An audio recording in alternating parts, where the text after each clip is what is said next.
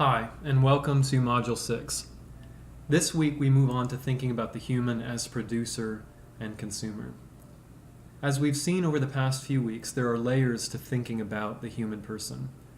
Humans are storytellers. We seek discovery. Curiosity and the desire to know motivate us in many ways.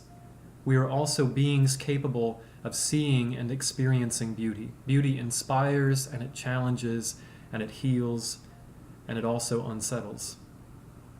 But what does it mean to consider the human person as producer and consumer? Humans create and produce things. We make products or goods that have what we might call use value. Another word for this is commodities.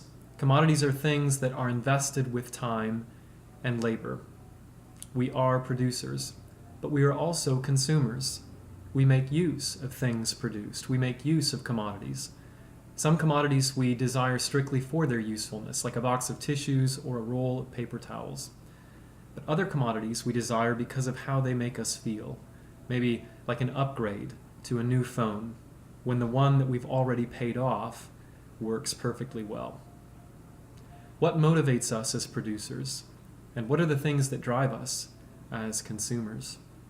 This week we'll explore a number of readings that deal with this aspect of the human experience. We start with a reading called I Pencil, which is a creative look at how a commodity comes into being, and it's written from the first-person perspective of the commodity. Next, we'll read two pieces from Adam Smith and Karl Marx, respectively. Adam Smith argues how capitalism and competition incentivize labor and how they increase wealth.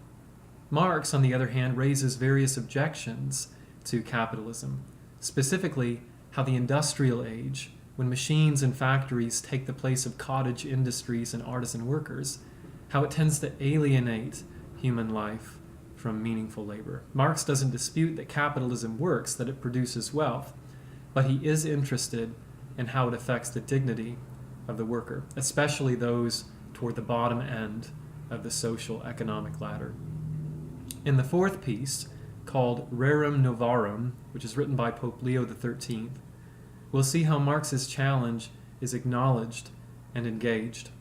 Pope Leo seeks a middle way, which emphasizes justice and the dignity of human life. Finally, you'll read a piece by David Bentley Hart, who is an important 20th century intellectual, and the piece is simply called A Prayer for the Poor. Those are the readings for this week. If you have any questions, be sure to send me an email. I look forward to following your work, your posts, and the comments that you make in the discussion thread. As always, happy studying.